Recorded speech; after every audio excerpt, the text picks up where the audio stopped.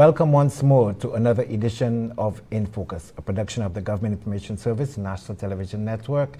And we once again bring you the policies of the government of St. Lucia, the plans, as well as some of the intention that the government has and what they're actually doing for the improvement of lives in St. Lucia. With me once more is my co-host, Lisa Joseph. Good morning, Lisa. A very interesting program we have planned for today.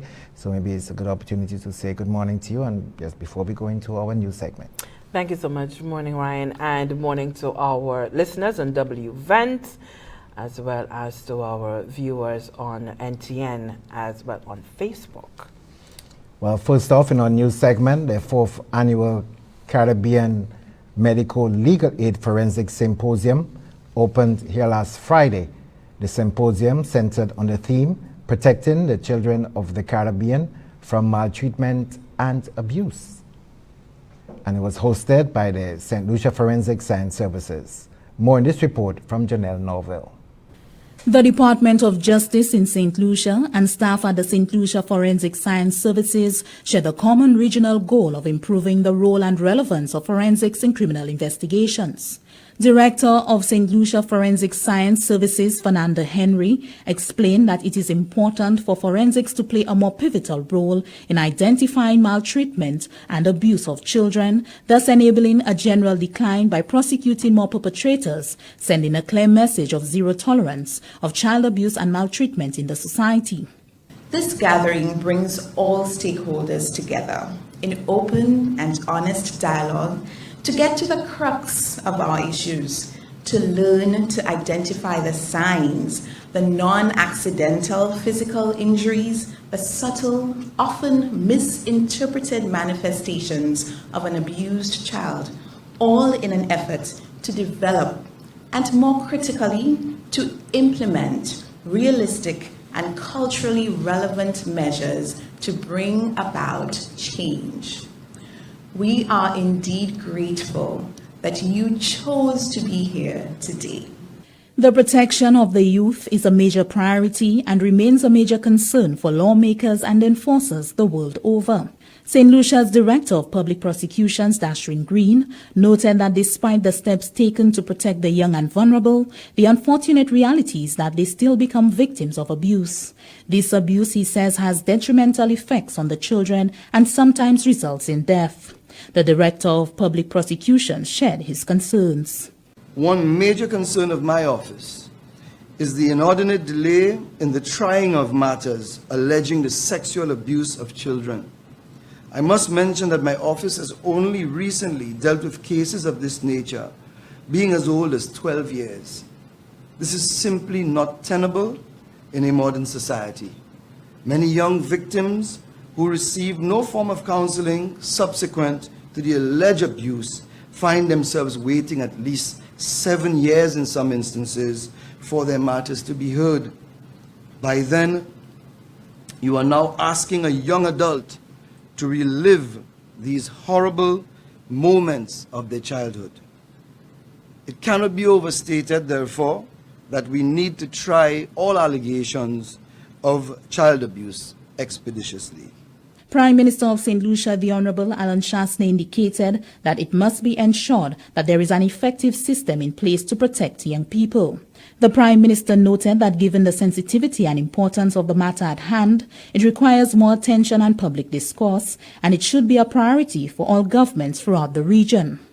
And living in a world that we have today, and where there are so many new elements that come into play, social media, online, so many new peer pressures that have existed, young people who unfortunately may be growing up in households that they themselves don't have proper examples. But even if they don't, there is a requirement, there is a necessity for the state to protect. And we now know in the judicial system that we have, evidence is critical. And we're dealing with a very sensitive issue.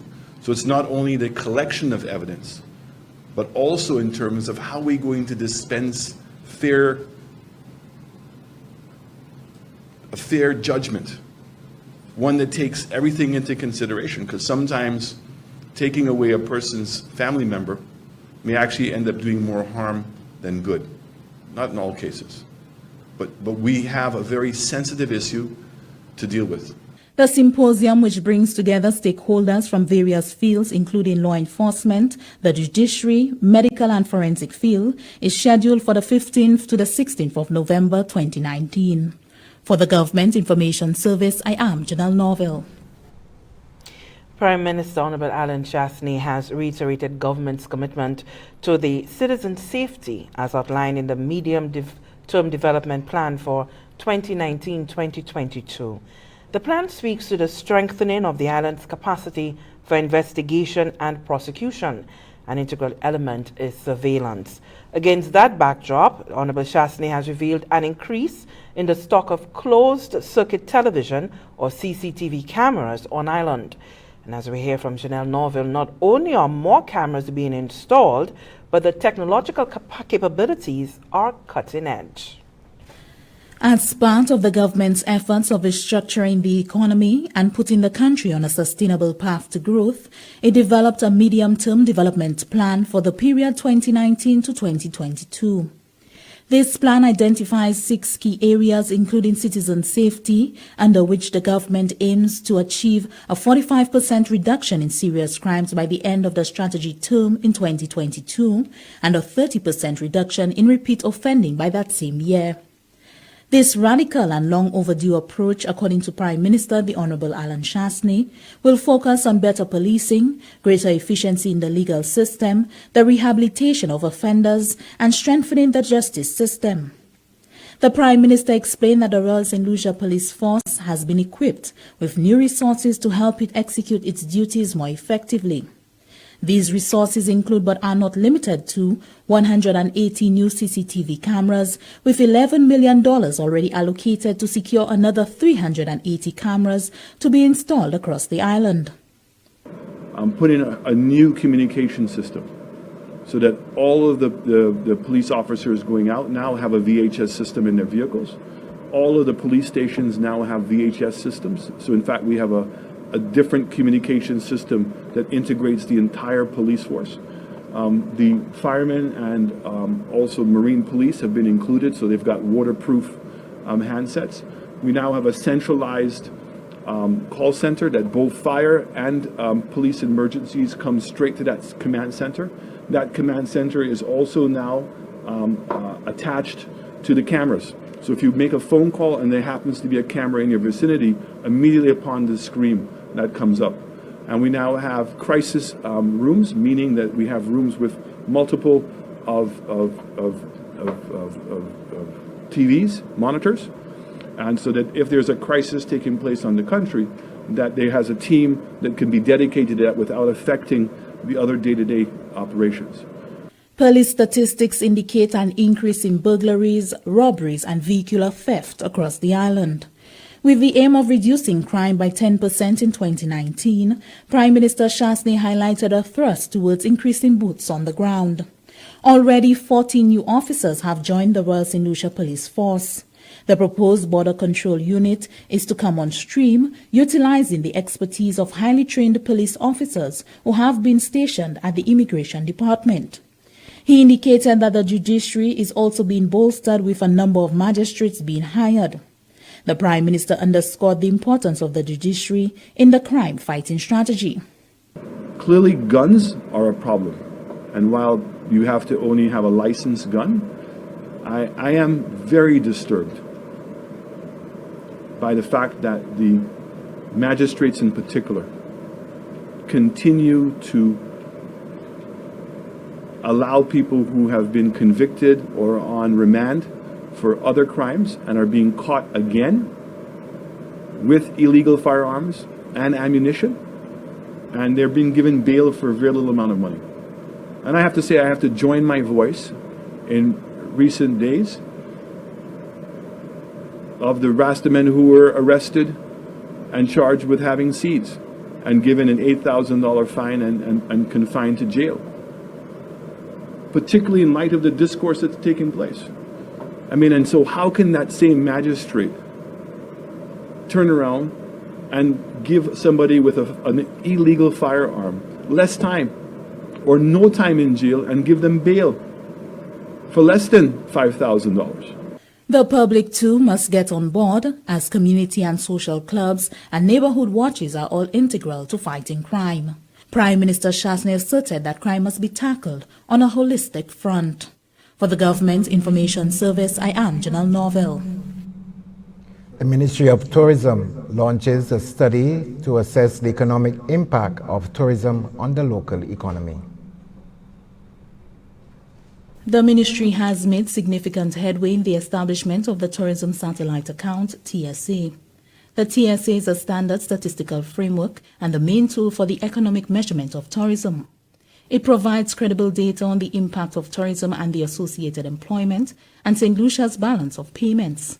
It also provides information on tourism human resource characteristics and is a powerful tool for designing economic policies related to tourism development. Minister for Tourism, Information and Broadcasting, Culture and Creative Industries, Honorable Dominic Fading, explained the benefits to St. Lucia. The Tourism Satellite Account will significantly improve how we capture the impact of tourism. So taxes that are paid to government revenue, revenue powers in the hotel sector, average daily rates in the hotel sector, jobs in the tourism sector, linkages in the tourism sector. What is the dollar value? And so what we are able to do now with the establishment of the Tourism Satellite Account is to give a comprehensive overview of how tourism is making an impact on the local economy. What is the real contribution of tourism to the economic fortunes, the economic development? How is tourism playing a role in the sustainable national economic development of our country? The implementation of the TSA is being fueled by the recognition that it will serve to increase and improve knowledge of tourism's importance relative to overall economic activity to the home country, assist in the development of more efficient tourism policies and employment, and creating awareness among the various players directly and indirectly involved in the tourism sector of its economic importance and, by extension, its role in all industries involved in the production of goods and services demanded by visitors. That includes the agriculture sector. Tourism Minister Honorable Dominic Fading. Very soon we're taking a presentation to Cabinet. And the consultation is almost completed. I know that the template has been fairly advanced, and this is being piloted by the Department of Statistics. When completed, this is going to allow us to make more informed policy decisions about tourism. The TSA was developed by the World Tourism Organization, the Organization of Economic Cooperation and Development, the Statistical Office of the European Communities, and the United Nations Statistics Division. Now, the Disaster Vulnerability Reduction Project, the DVRP, has played a major role in the rehabilitation of the Dennery Infant School. Anissa Antoine has the details for us. The Dennery Infant School has been reconstructed under the Disaster Vulnerability Reduction Project. The initiative is aimed at building climate-resilient communities across St. Lucia. Mary Flavia, principal of the Dennery Infant School, explained that the school had been experiencing termite issues as well as flooding and leaks. I know for sure that the government would send in persons to treat the building for termites. But a few months down the line, the issue would resurface. For storms and hurricanes, there was once where part of the ceiling was gone because of a storm. So there was a delay in us beginning again, starting education all over again because the roof had to be fixed. Then lately, just before the new facility was built, then you would have one leak surfacing after another. Flavia explained that an improved elevated structure, including a concrete roof, a lobby, a staff room, and additional washrooms, has been constructed to ensure that the Dennery Infant School is more resilient and accommodating. The classrooms are more spacious. There are sick rooms and showers. I must make note of a ramp. This is a special feature at the school that is very welcomed. It would take care of persons with mobility issues, not necessarily students, but persons visiting, persons working at the school. At one point in time, they might have an issue that they might need to utilize the ramp. We have a fenced facility that is new to us because at the other site, only one building was fenced. So it caused a problem with security. The principal expressed gratitude to the government of St. Lucia for modernizing the Dennery Infant School. We are very grateful in Dennery and at the Dennery Infant School for this new building. We are able to work more efficiently and effectively.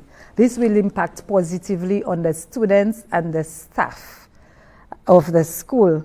I am hoping that the other schools on the island are privy to such facilities.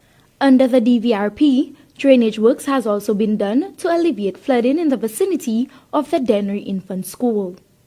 From the Government Information Service, I am Anicia Antoine reporting. There you have it, our new segment. Well, Lisa, quite some interesting items we brought today, and we can start off quickly by looking at the 4th Annual Caribbean Medical, Legal and Forensic Symposium. We had a precursor to it last week, and we had a lot of revelations there, but we had in that clip, the Director of Public Prosecutions did say how tedious it was and frustrating to his office that a number of offenses, and particularly that of abuse of minors. Yeah, and it is a humbugging thing because there are so many different players involved in that process of ensuring that children are protected. And of course, trying those cases are never easy. I think that within the judiciary, there have been several changes to allow for better facilitation, whether it be given video testimony, ensuring that the persons who are interfacing with the child victims themselves are better trained in enabling the children to give their testimony. So there's a lot of frustration, and plus then you have, in as much as we have a number of cases coming to light, there is still very much underreporting where that is concerned. You still have the idea that perhaps the families may not want to go through. Once the process has started, they may decide, well, I don't want to go through this anymore. And so there are several hurdles through which those who are within the system, who are charged with the protection and ensuring that children are not taken advantage of, they have to go through. So we're hoping coming out of this conference that there will be some very solid recommendations that will be implemented. And we did hear from the Director of Forensic Sciences that they are very keen on their end of ensuring that that sort of care and protection is given to children. So it's a sort of wait and see. Very concerning, and there's a story very much related in terms of citizen safety. And we did hear the Prime Minister speak about, the judicial services and some of the punishment not really matching the crimes. And it's something that we also heard the Minister for National Security. He was on our show. He has been out in the media also hammering that point home. That, and I think the police commissioner himself has said so. While you have the police officers going out there putting their lives on the line, trying to nab or these perpetrators, when they are before the courts, it's a completely different ball game. And so all of the work that the police has done really reduces itself to who's the better lawyer in the courtroom, perhaps the discretion of the magistrate or the judge, because there are all sorts of mitigating factors that come into play. Is it someone's first offense? Are there, perhaps the person's propensities being propelled by certain circumstances in their life, and you probably want to give them a second chance and all of those things. But then the society remains vulnerable at the end of the day. And so this is a situation, not only in Saint Lucia are we grappling with it, I've also heard the Prime Minister in Trinidad and Tobago quite recently say the same thing, that he challenged the judiciary. And he even asked the question as to sometimes he thinks that you're not living in Trinidad and Tobago because people coming before the courts with gun crimes are given nothing more than a slap on the wrist. I've heard it said by Prime Minister, the Prime Minister of Jamaica has also made certain statements.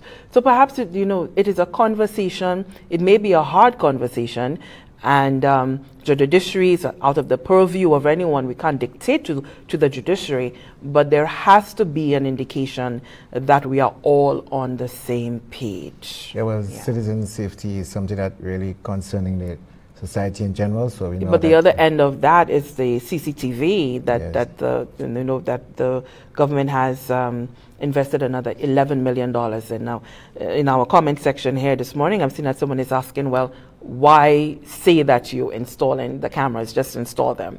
I think it's important for the nation to know what the government is doing. I don't think there's been any divulging of where exactly the cameras are at, whatever.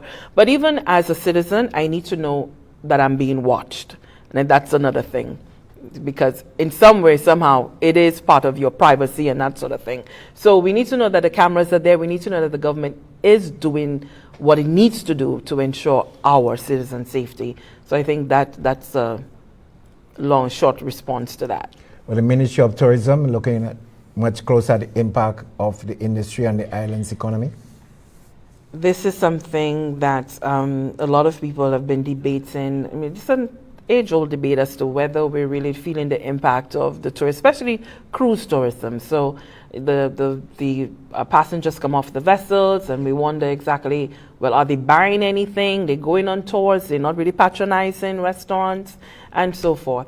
And so this satellite account is really going to give us a firm, fixed idea as to what exactly is happening where revenue generation is concerned out of tourism. So it's going to look at not just what is spent, hotels or coming of the ship or taxes for the government, but really looking at every single aspect, following the dollar, if you will, following that tourist dollar and see exactly where it lands.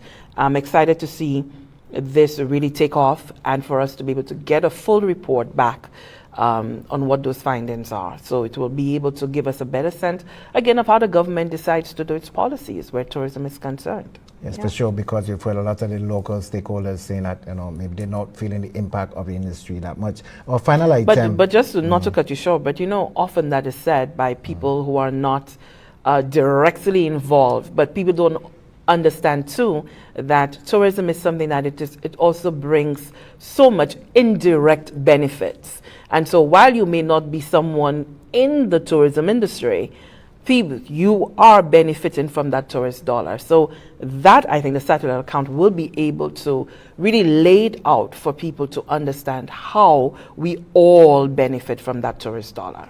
Okay, the rehabilitation to the Dennery Infant School, certainly a good boost to them from the disaster vulnerability reduction project.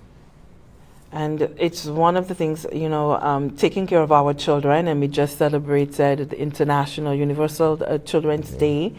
We know that the Dennery Infant School, they've been dealing with the issue of poor conditions for quite some time.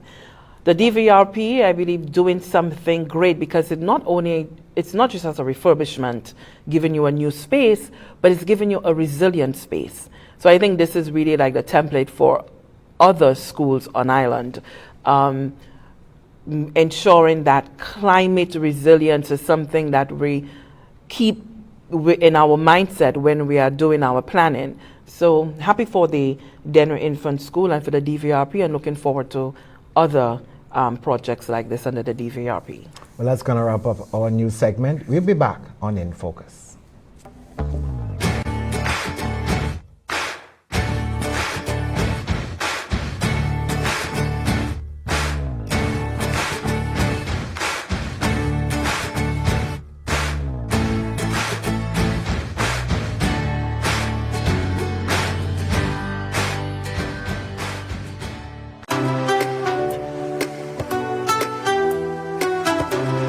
am a child. I am HIV positive. I am a Muslim.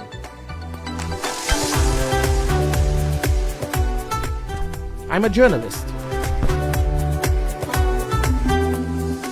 I am gay. I am a political activist. I am differently able. I am Chinese. And me, I'm a little plus size. The first step toward change is awareness. The second step is acceptance of individuality and differences within all of us. A message brought to you by the Department of Health and Wellness. Where's my water? In St. Lucia, cancer is the second leading cause of death. 1 in every 6 St. Lucian males and 1 in every 5 St. Lucian females will be diagnosed with cancer in their lifetime. Smoking, alcohol, lack of exercise, stress, and poor eating habits increase the risk of cancer. Changing these is our best chance at preventing up to 50% of cancer. Sometimes, though, in spite of these efforts, cancer still happens. Knowing what to look for is our second best chance for early detection and treatment. Be informed. Let's talk. Contact us at St. Lucia Cancer Society. Telephone 452-1538. Hypertension is a deadly disease that is common in St. Lucia. We depend on blood pressure monitors to determine if our blood pressure is too high or too low. Should a reading on these measuring devices be incorrect, we are literally putting our lives at risk. Doctors, caregivers, and patients, get your blood pressure meters verified by the Saint Lucia Bureau of Standards to ensure the accuracy of measuring devices. Look for the green pass sticker on the blood pressure meter at your next visit to the doctor. The correct reading can mean the difference between life and death.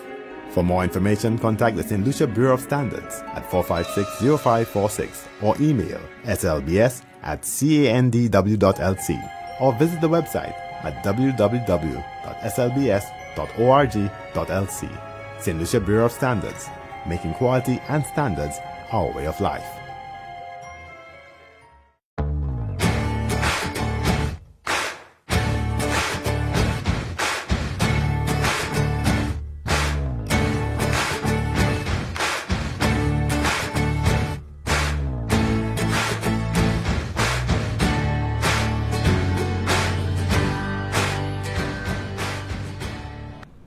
Welcome back. Thanks for staying with us. Remind you, you're watching In Focus, and we also welcome our listeners on WVent 93.5 FM. We're also live on Facebook. We've already had some comments come in, and listeners been monitoring that already. And later in our program, we'll attempt to get your calls on 468-2162. Well, listen, part of our program where we introduce our guests, so our viewers and our listeners. And I'm always very happy to do so. Today we have with us the Minister for Economic Development, Housing, Urban Renewal, Transport and Aviation. It's the Honorable Guy Joseph. We also want to say the Parliamentary Representative for Castries South East. We always want to make sure we say that, right? Yep.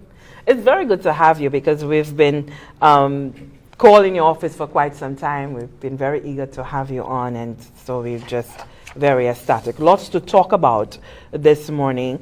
I think first we probably need to explain to our the viewers and listeners exactly what the Ministry of Economic Development, Housing, Urban Renewal, Transport and Aviation is all about. I think for the economic development aspect, the others perhaps speak for themselves, but just to say by way of collating that it is responsible for national planning. Can you break that down for us?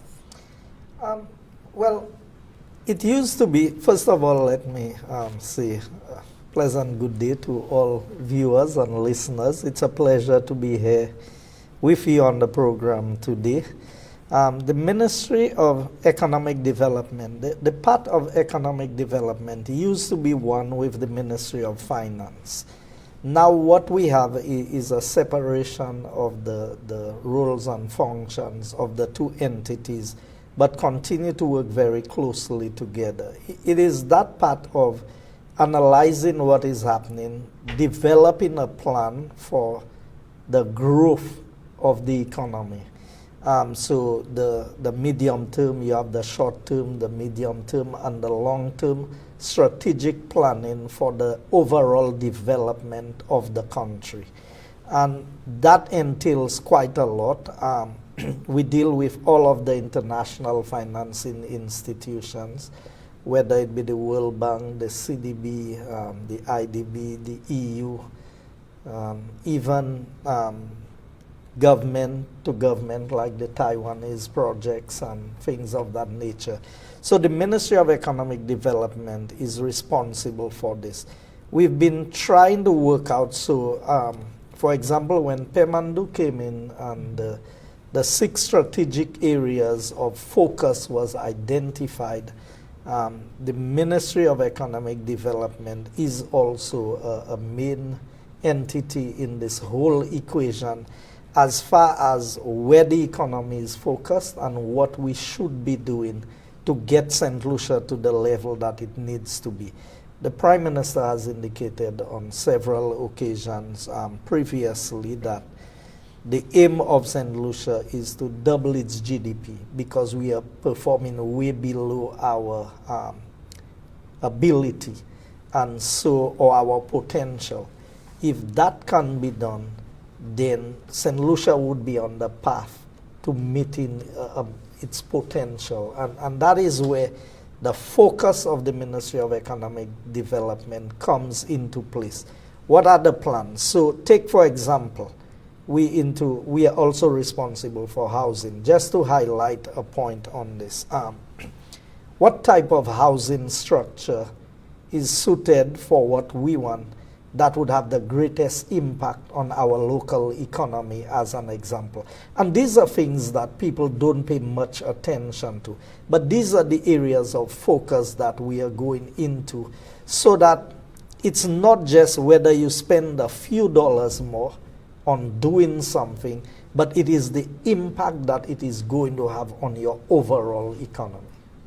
And you brought up the Pemandu, and for some people, they don't understand why it was necessary for the government to go that route. Can you explain to us the rationale for it, the thinking behind your focus areas, and even how do we expect to double or quadruple our GDP? Okay, so if you look at countries similar to us in size, in population, countries that are maybe smaller than us and have a smaller population, yet still their GDP is way above ours, sometimes more than double.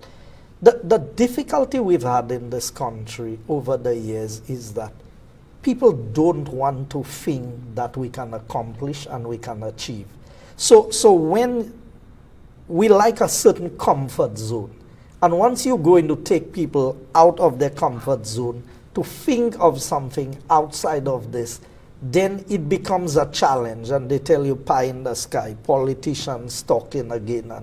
But if you don't dream big, if you don't look, you don't have a goal, and you are going to say, we are going to continue to grow this economy at 1%, at 0%, or in the negative, we cannot survive in the foreseeable future.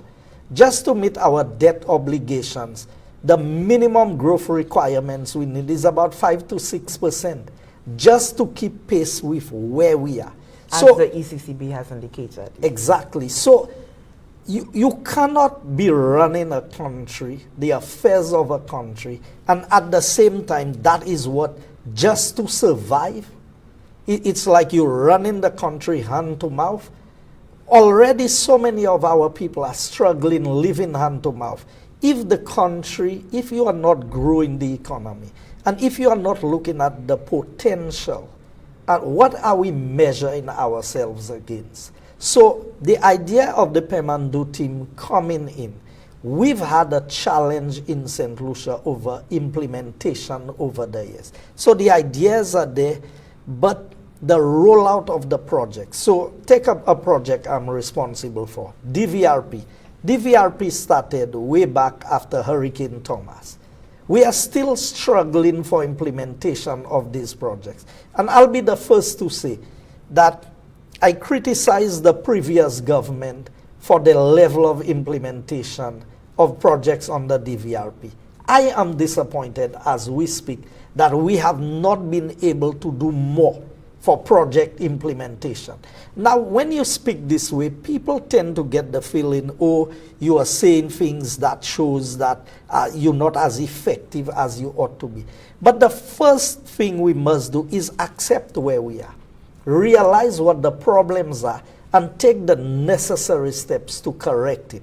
So bringing in Pemandu is not that they have ideas that are so much better than us, but when you have a proven model that it has been rolled out in another place and has been successful, rather than trying to find your way through it and making it work all by yourself, you fall back on the experiences of these people and you build your own team. So you have a number of St. Lucian persons within the public service and outside of the public service working alongside with these people, so that when the stint ends in St. Lucia, then you expect that your team of local people will be able to carry out the mandate. Because it is one thing for us to say we are not doing what we should be doing and just sitting there and waiting by some stroke of luck that it's going to happen. It is not going to happen. Successful people, except they win a lottery or something, generally plan and execute, and there's a roadmap towards how we are going to accomplish, how we are going to achieve. And that is what the government is doing, setting a roadmap, giving people something to believe in, that it is not business as usual. So when we spoke about building a new St. Lucia, it's not just infrastructure we are talking about. It's your human capital, which is your greatest resource. How can we maximize the output of everything in St. Lucia? That is the focus that Pemandu brings to the table to help us measure everything. Because sometimes we are measuring against the wrong things, and you will end up with the wrong result.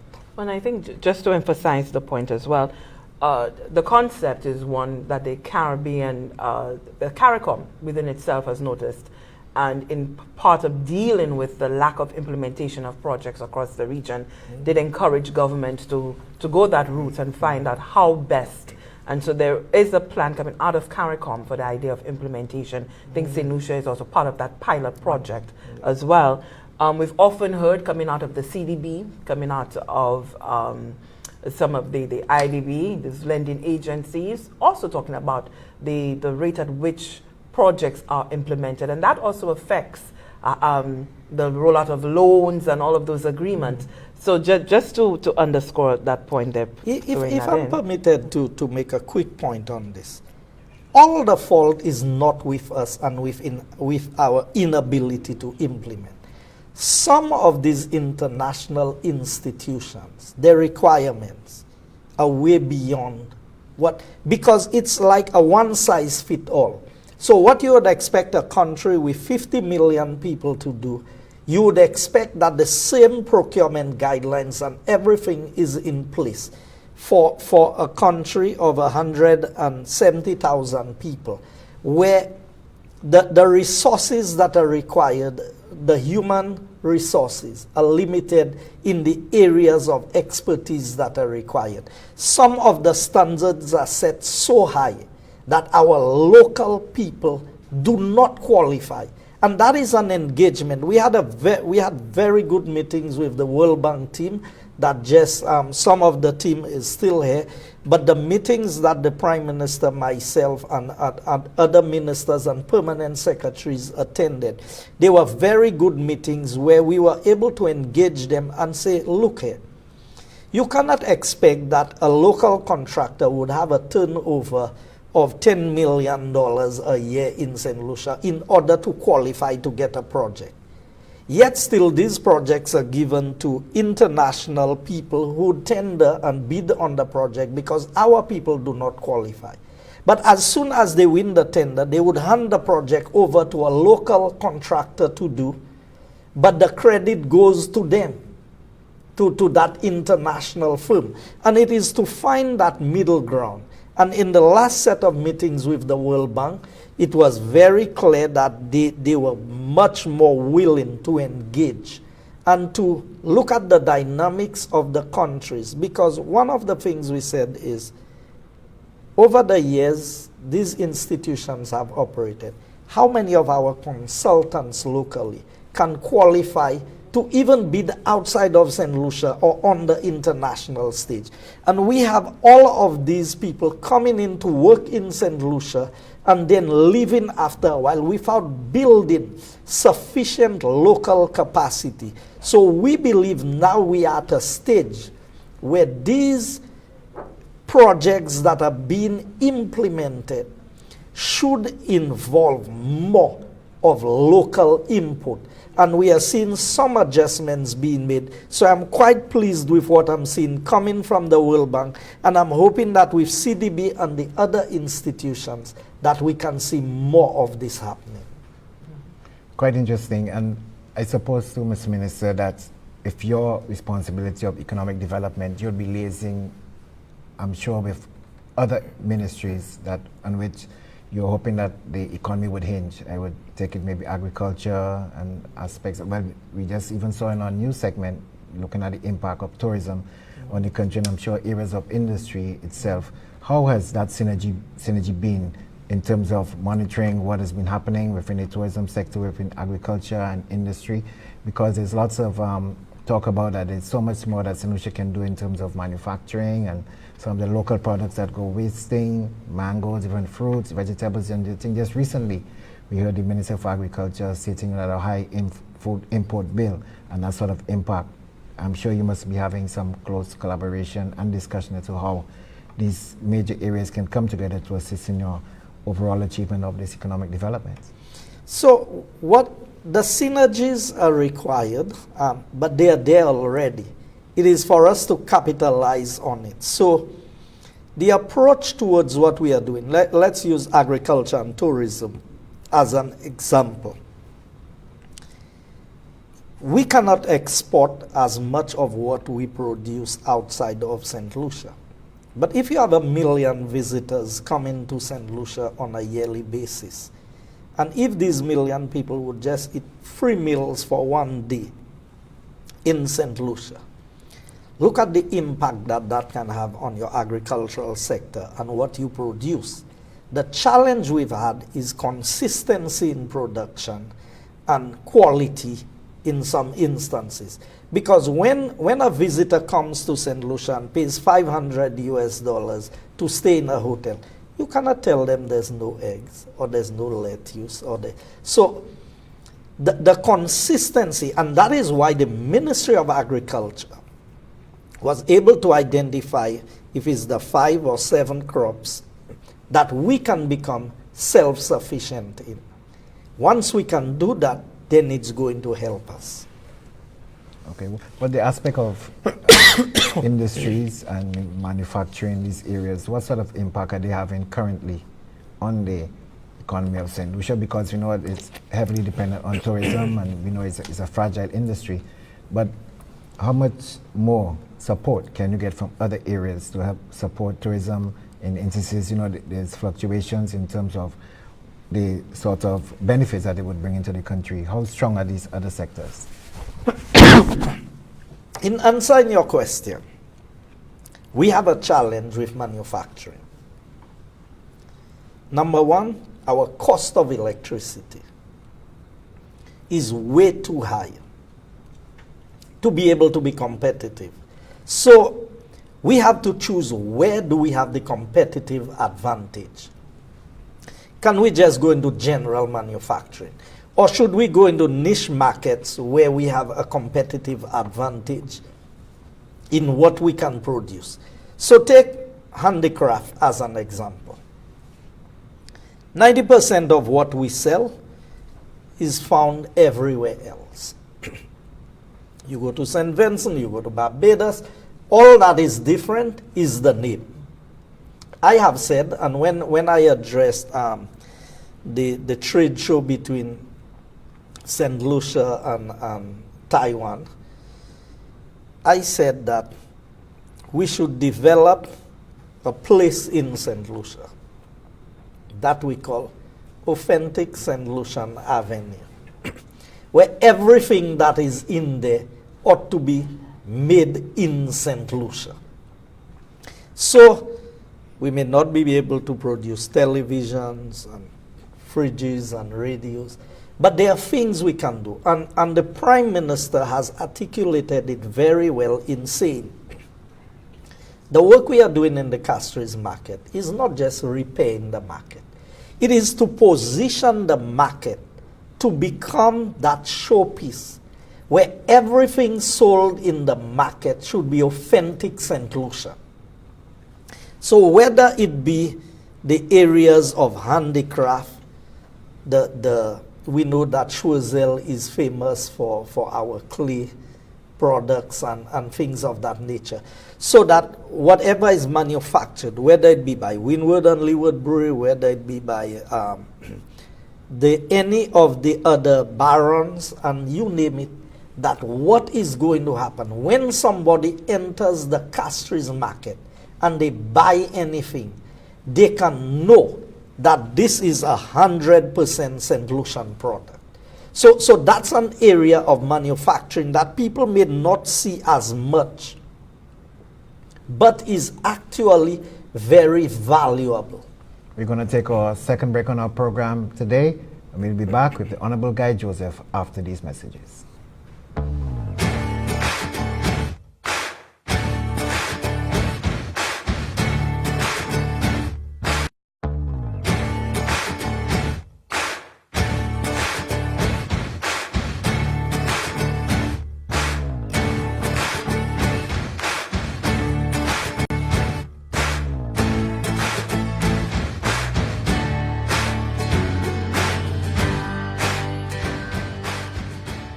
There are signs everywhere. Pay attention whether you're male or female. Visit your health center to get screened. It's a preliminary test to determine if you are exposed to the HIV virus, an STI, or tuberculosis. Some people who are HIV positive also have tuberculosis. But there's hope. Tuberculosis can be cured. And yes, you can live a full life with HIV. Talk to your doctor. Be responsible. Help stop the spread of TB, HIV. Encourage everyone to get tested.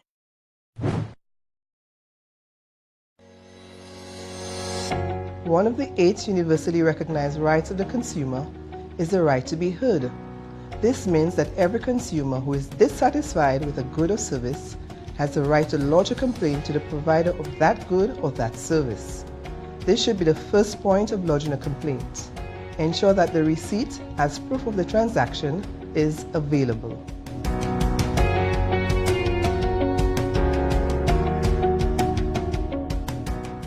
Point précaution. Ek fait tout ça ou ni pour fait pour sauver de l'eau. Laver bagay sale à dans un bassin de l'eau, pas quitter de l'eau à couille. Aussi, pas quitter de l'eau à couille, l'air ou ka tirer panne. Si toilet bowl ou ka coller, ou ni pour mettre ten en di de bac là. Toilet bowl là ka couler, si ou ka wè couler à de bowl là avant ou flush li. Un toilet bowl qui ka couler ka gaspiller un chay glou. Servi un bon pito en rose pour laver motoka. L'air ou ka laver had, servi de l'eau SCA pour rouser fleur. L'air ou sauver de l'eau, ou ka baisser manière, ou ka servi tempérament. Sauver de l'eau toute l'air ou ni en chance. Ek changer toute de l'eau est content. Ça c'est en commission Rodwasco. Imagine being away from home, surrounded by danger and hostility, unable to escape or speak the language, and being exploited. It might sound like fiction, but for 40 million victims of human trafficking worldwide, it is a reality. Innocent people enticed by the promise of a new life, then enslaved into forced labor or sex trafficking. Human trafficking happens in plain sight. Know the signs. See it. Report it. To report suspected cases of human trafficking, call the TIP hotline at 847.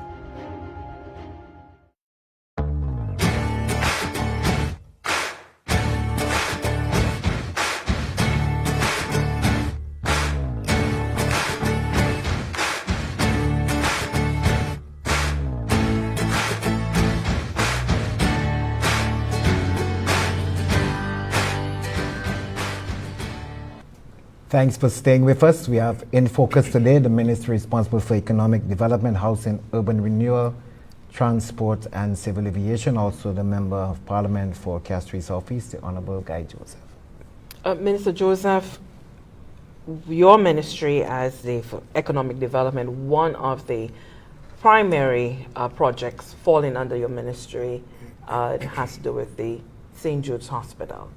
You know, it has been an issue, a project that has been very emotional one for the entire country, and rightfully so. Healthcare is so important to us. We have now seen work in full swing down at the St. Jude site. There's been some confusion as to exactly what the rollout, the final project is going to look like. Number of people are concerned about the demolition of certain buildings there at that site, and also the question of whether there is DCA approval for the project. Perhaps we can start with the idea of the demolition. Don't want to take words out of your mouth, but there was an indication for very early on when the audits, the technical audit report had been conducted, and there was indication then that there would have been some of the buildings were not fully suitable for the purpose of a hospital, and that there would have been some either adjustments made or demolition. At least that was part of the consideration before Cabinet, demolishing certain aspects of the buildings on that site there. So can you tell us at what point the government decided that one or two buildings had to go?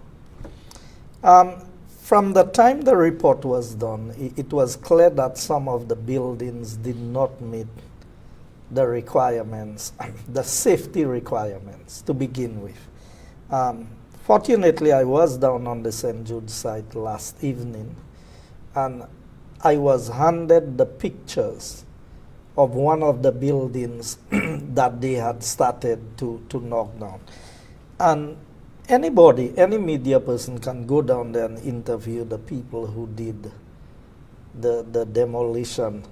By the time it was explained to me, by the time the excavator was rested against the building, everything came. There were no starter bars for the blocks.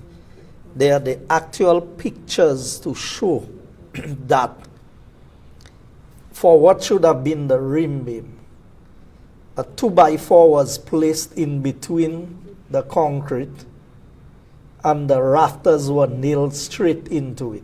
And that is for the dialysis, what was identified to be the dialysis building. And people tell you that's a new building.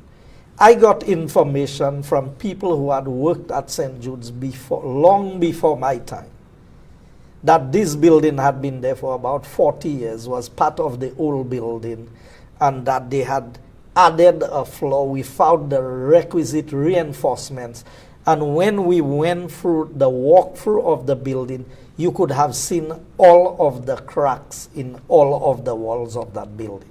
So from the very beginning, it was clear whether you would have completed the existing structure and using it, or whether you would have built a new building, that this building would have to go.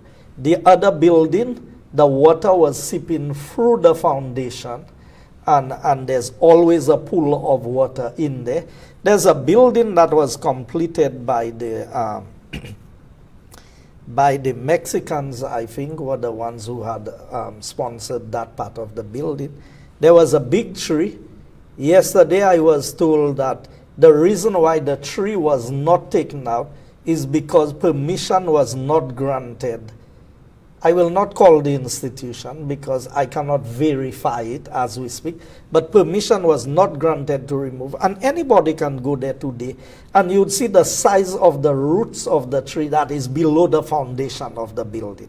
Now we are talking about a hospital that was destroyed by fire.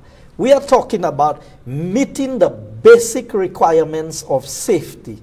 And if people want to talk about demolition, we can talk about demolition.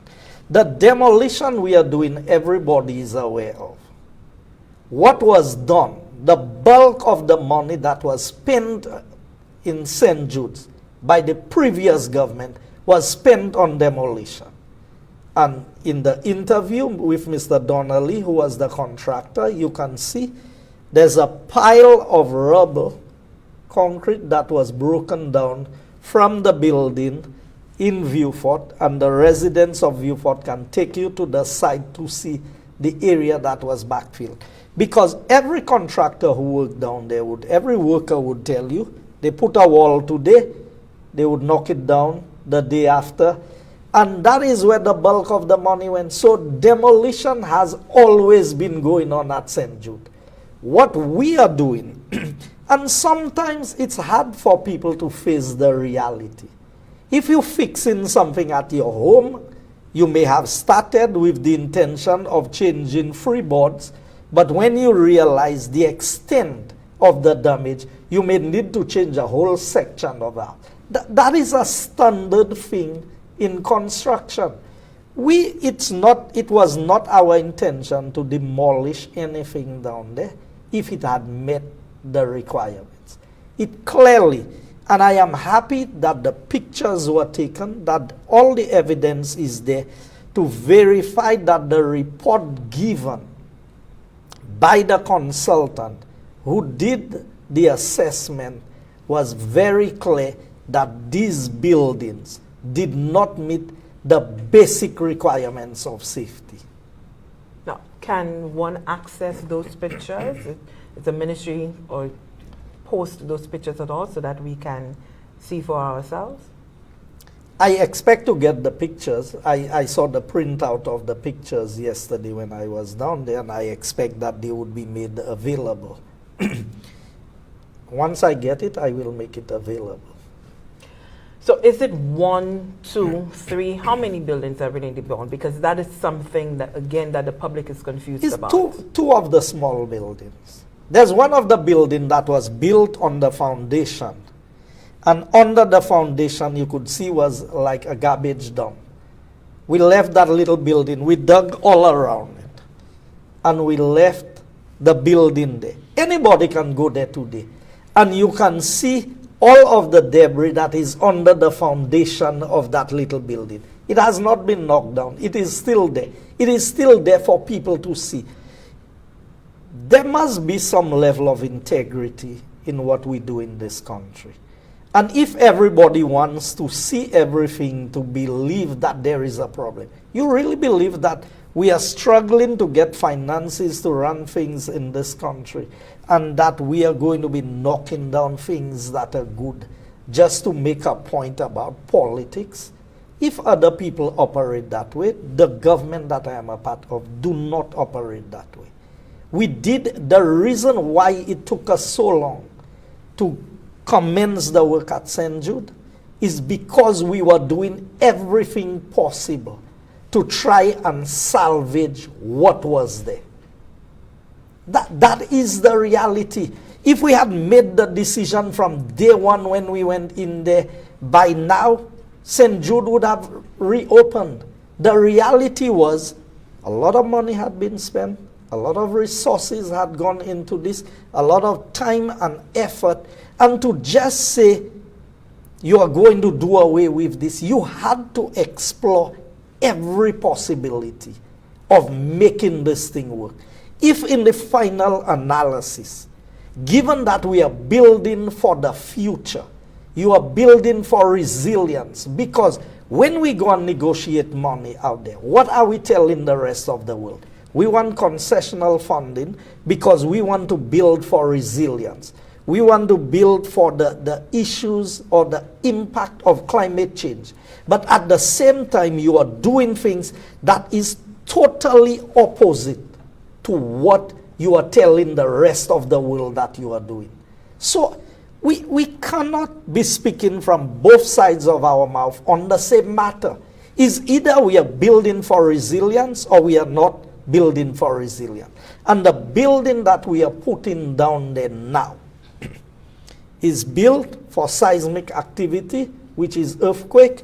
It is being built for hurricane, because it's a concrete roof that's going on there. It's not the regular galvanized roof that you have. And if you go and look at the roof of the buildings that is there, it's already sagging. The old what was being built as the St. Jude. You could see that the roof is already caving in on some of the buildings. So the reality of where we are is that St. Jude is under construction.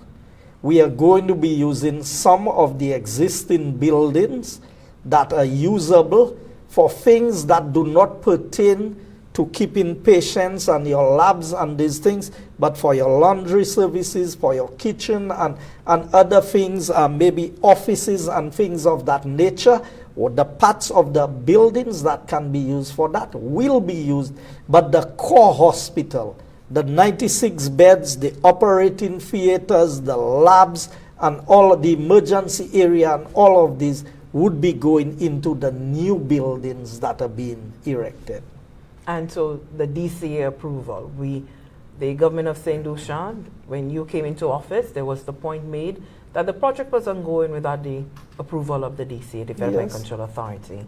And so now you can say to Saint Lucia that the DCA approval is in. So I want to be very clear about what I say to the people of Saint Lucia on this matter. We have DCA approval, okay?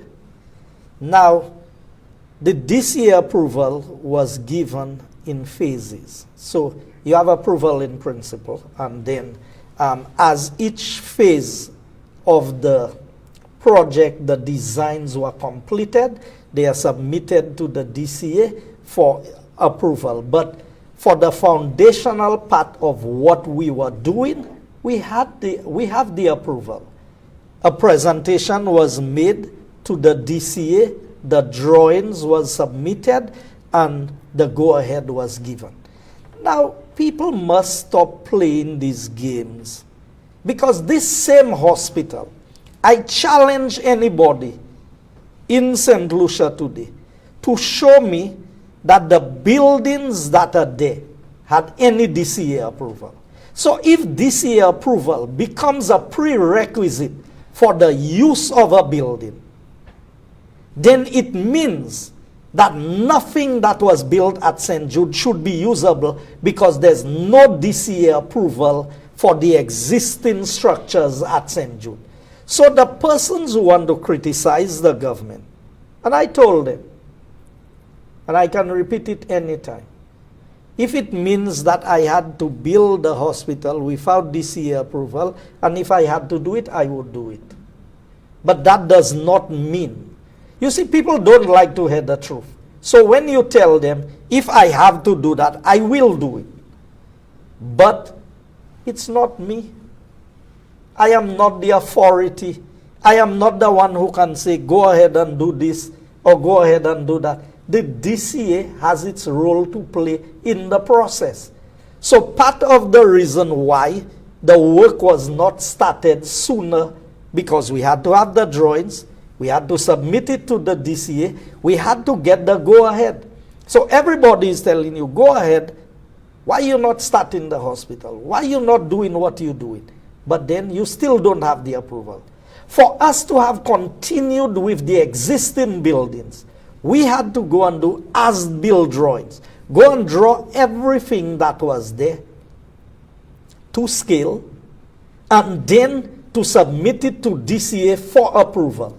That would take more time than it would take to design a new hospital. These are the realities. But the bright people who are out there, who figure out they have a solution to everything that is there, they don't deal with the reality. They are not the ones who have to answer any questions. So they can come out, they can post something on social media.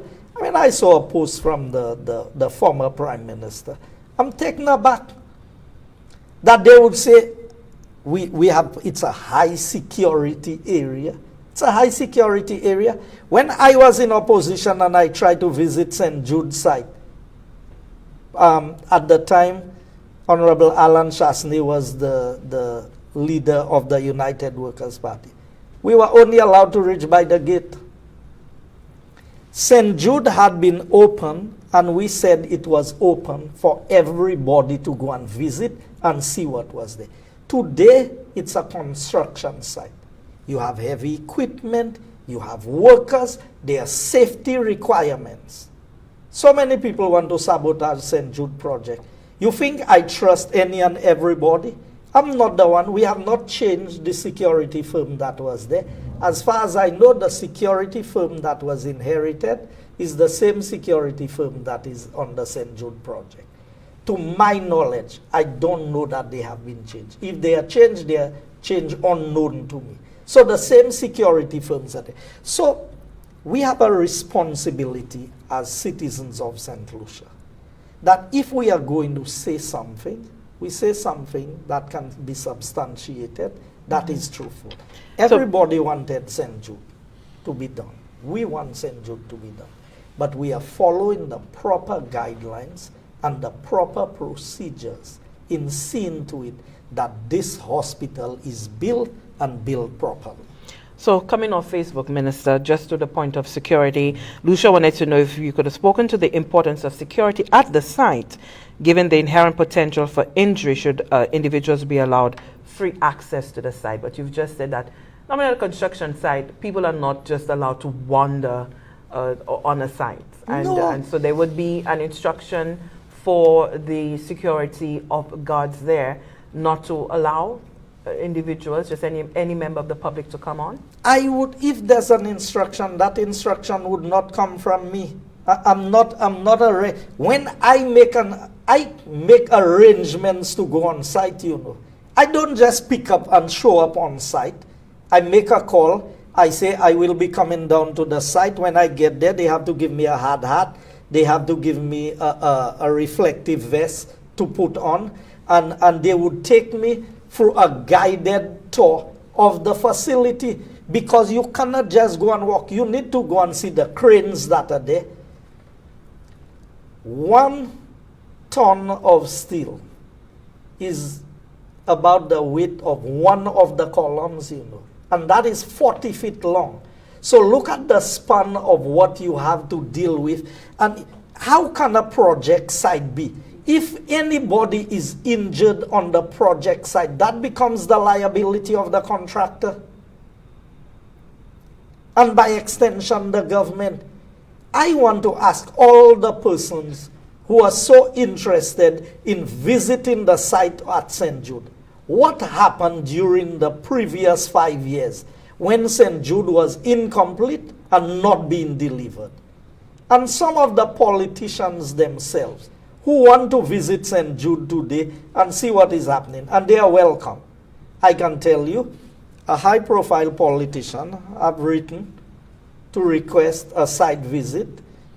They wrote to my ministry. I called the persons in charge, and I said, I want you to extend all of the courtesies that can be extended on a day that is suitable so that the visit can be accommodated. Is there a high-profile politician as a member of the opposition?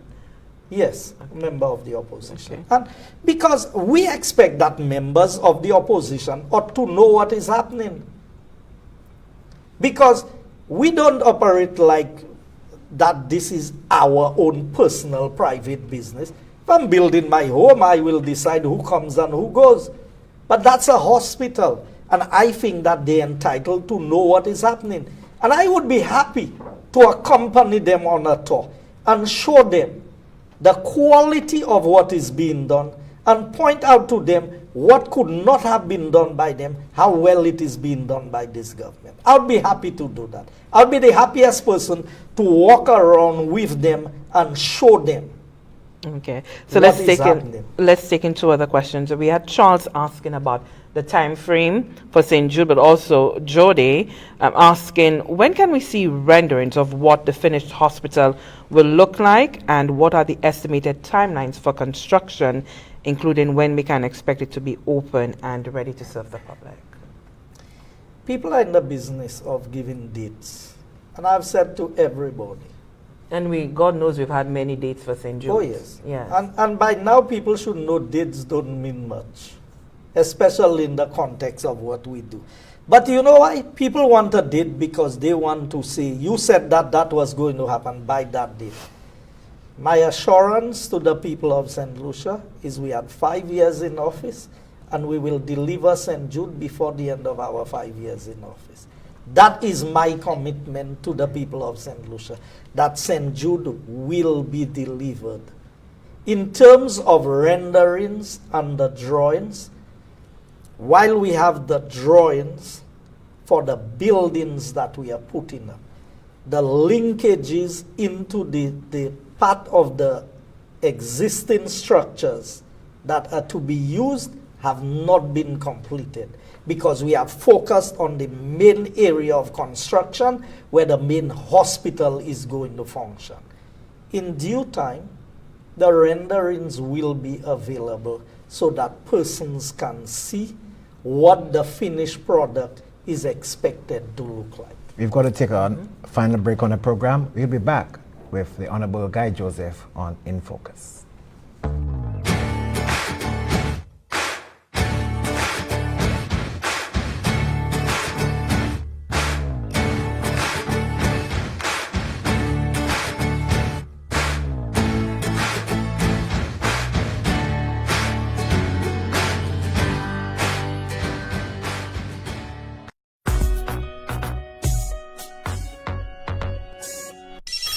It's your number.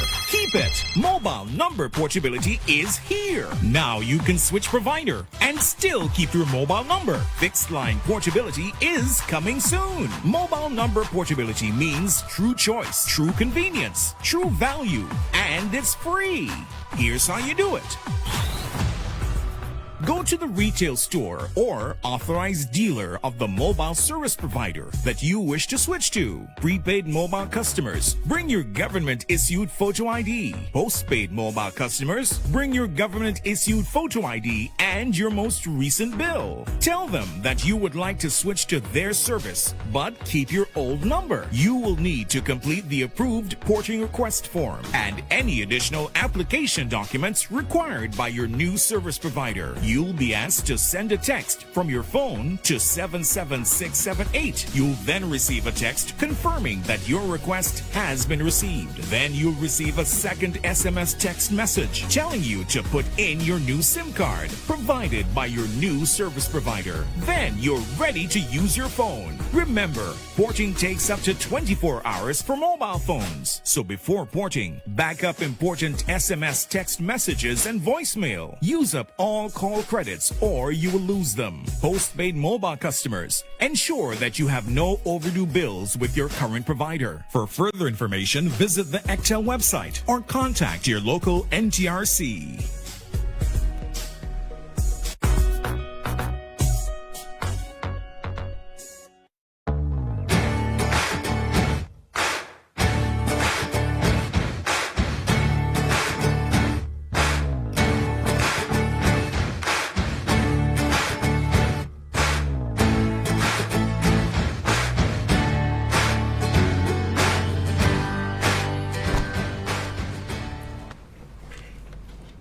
Thanks for staying with us in Focus. We're reminding you that you can call us on 468-2162. We're also on 93.5 FM, and we're allowing you some extra time today. We are going to be going until 1 o'clock as we have a number of matters we'd like to discuss.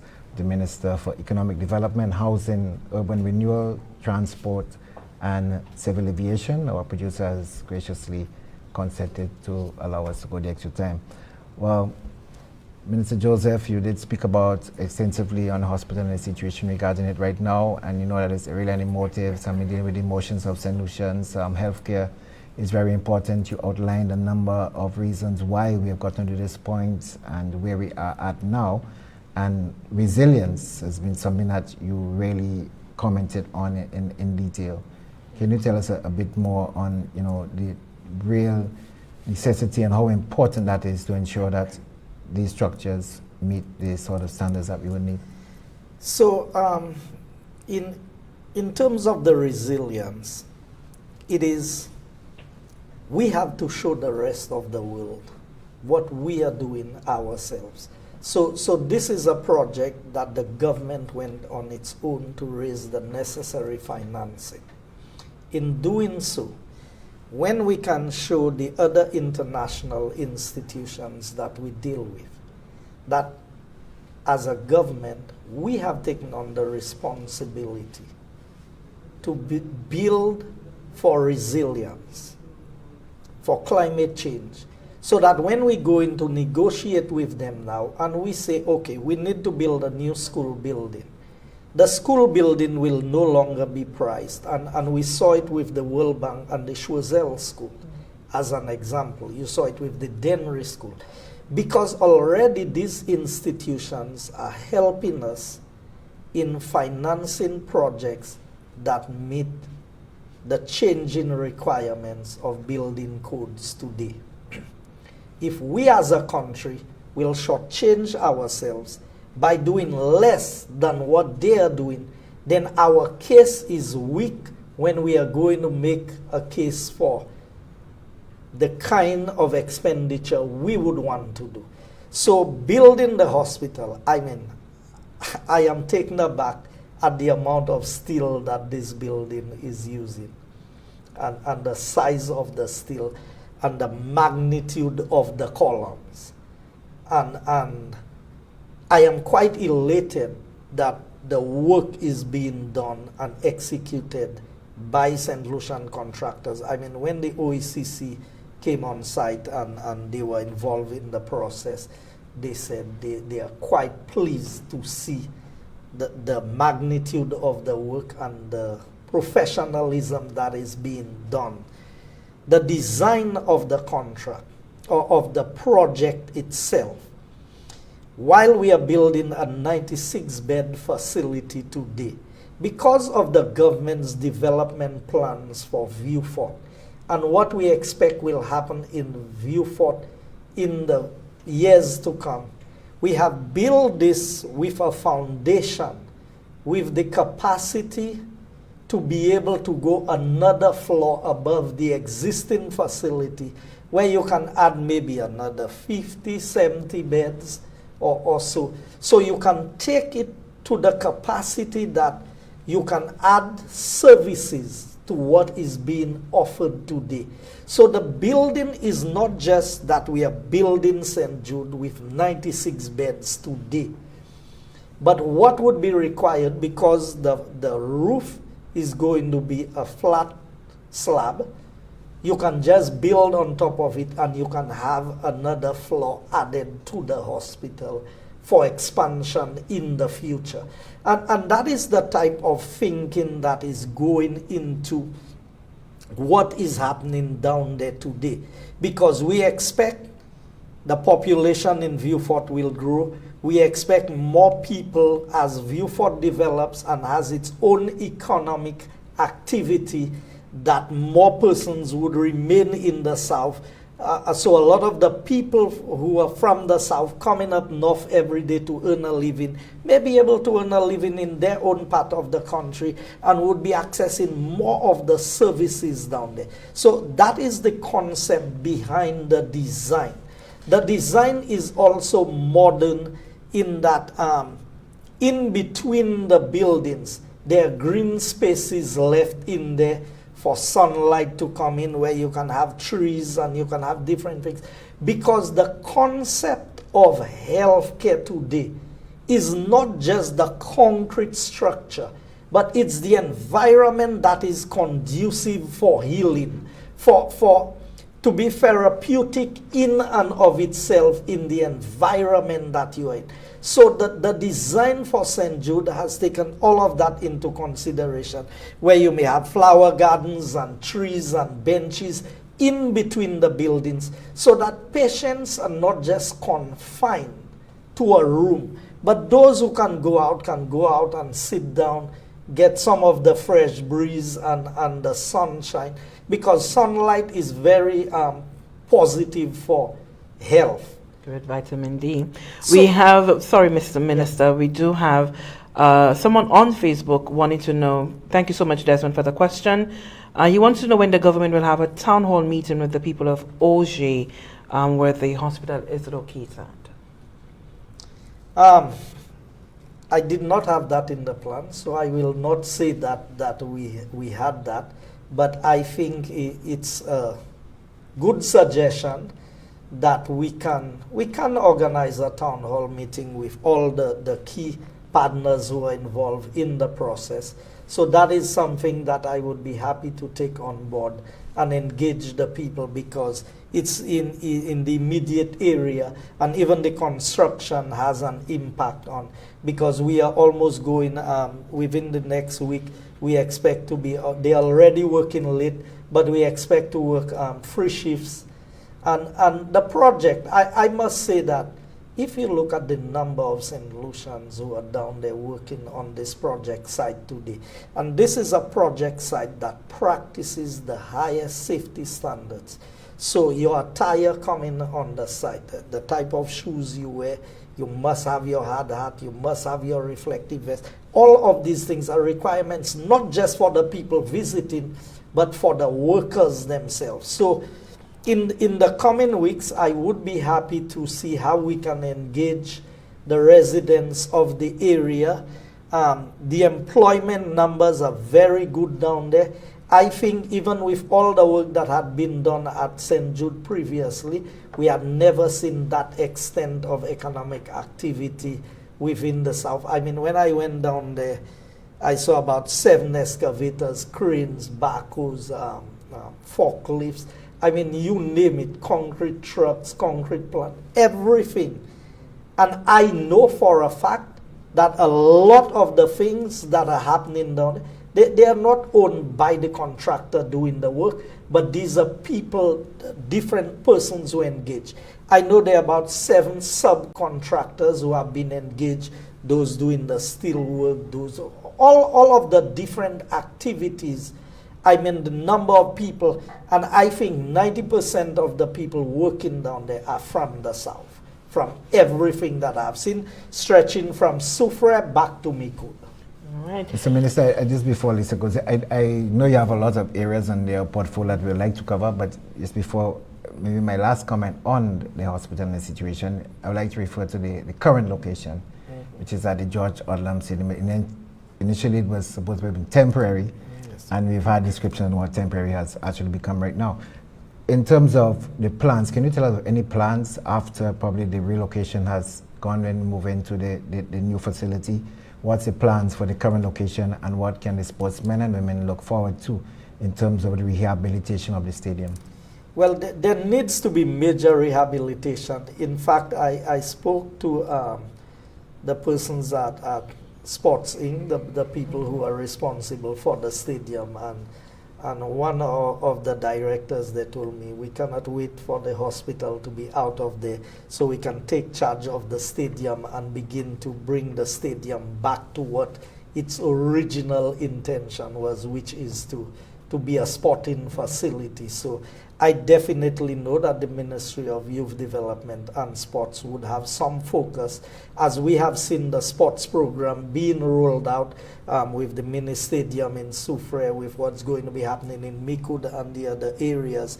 Also, the stadium is an integral role, plays an integral role in what the sports program of the country is going to be. We have seen the sports academy being opened at the Grosile, what used to be the Grosile Secondary School.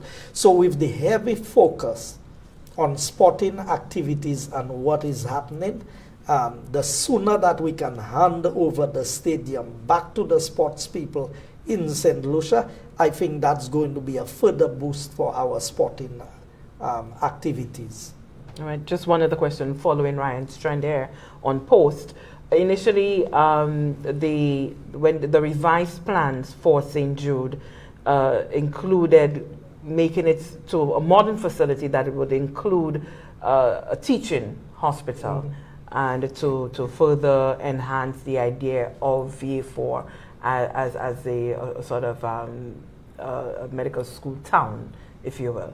So is your government still keeping that idea to have St. Jude be a sort of teaching hospital?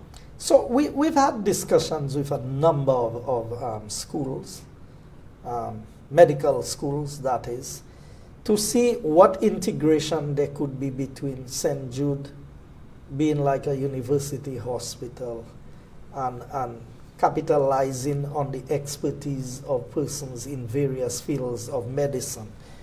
The general thinking, as we speak, still remains that the part of the buildings at St. Jude that will not be utilized by the hospital, if we can attract a credible institution like a medical school to come and operate the medical school with the and have the integration with St. Jude, that would be the ideal. So that what would have happened with the buildings, that they are not going to go to waste, they are not going to become derelict buildings at any point in time, but that they are going to be completed and used for things pertaining to medical services. So take, for example, if you have classrooms there, you have different things, all of the doctors, the lecturers, the students themselves would be able to integrate with the operations of the hospital itself. And that would be a means of boosting the economy of the hospital itself. So the economy of the South is going to be it's going to have a very positive impact on all of the activities in the South, because given that you've had a number of medical schools, Patton's being one of the longest established medical schools in close proximity to the area. You see, planning and execution, and there must be synergies. So I look at the US every day, and you'd see an empty area, and the first thing you'd see going there is a Walmart. You'd see a Walmart going and build a store there. And when Walmart builds a store there, then you'll just see a whole community developing. So there are things that attract people to live in particular locations. So it is how you plan and how you execute. So the thinking for Viewfort is because you have so much good flat land in Viewfort. Viewfort has been underperforming because the strategic decisions for developing Viewfort was never realized. We've always heard that Viewfort was the new frontier for development, but we never saw that happening. Today, the government has placed a special emphasis on Viewfort, and all aspects of development of Viewfort is taken into consideration. And that's why we knew that we could not have a makeshift hospital in Viewfort. You had to put a hospital that is really state-of-the-art and meets the demands of the next 40 to 50 years. Because given our economy, at what point we think we'll build a new hospital? And the money we would spend to finish St. Jude, the reports are there, you know. And these are not reports generated by me. These are reports that was generated under the previous government. That it would take us another $70+ million to finish St. Jude. That is the existing structure that was there. If we are going to spend 80, 90, or 100 million and have a brand new facility, are we not better off meeting all of the standards of resilience for climate change? I mean, this is elementary. Basic common sense would tell you that's the better way to go. All right. Once that facility is up, we know that the government has been talking about being able to access health care. And of course, the Prime Minister has said that the National Health Insurance Program would enable St. Lucians to be able to have that sort of access to health care.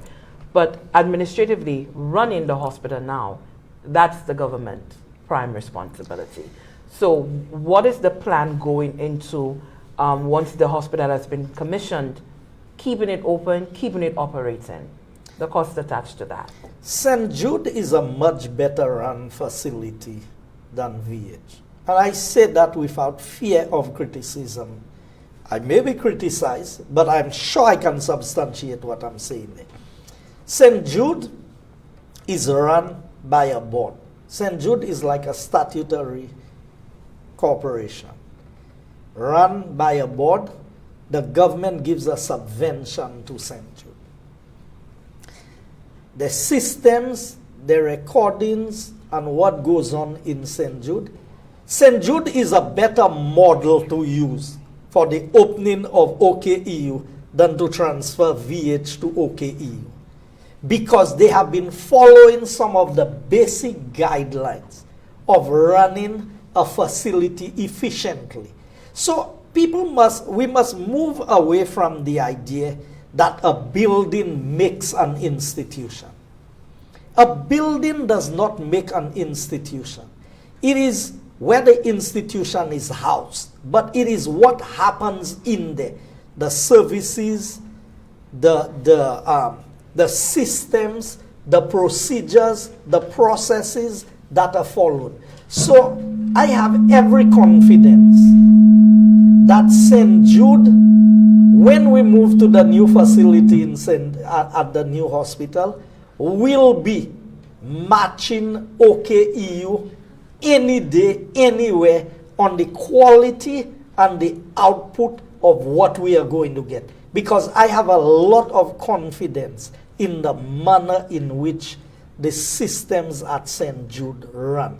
And that is complementary to the staff and to the workers down there. That even in a stadium, they can maintain the high standards that they have maintained in healthcare.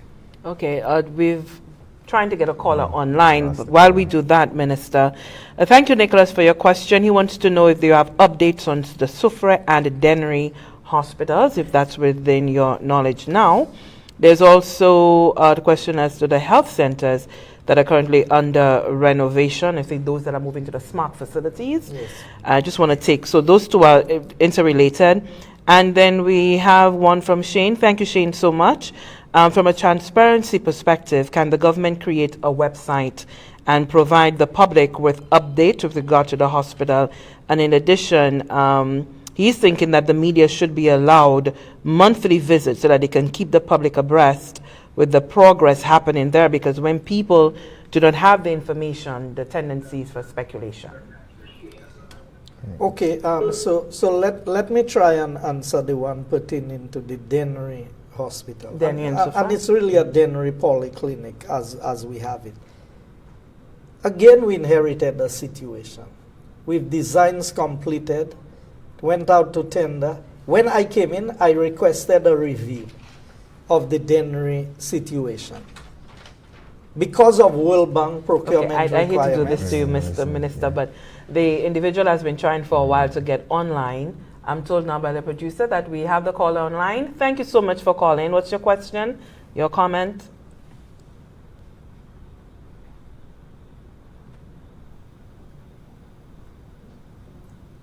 Hi, caller, are you there?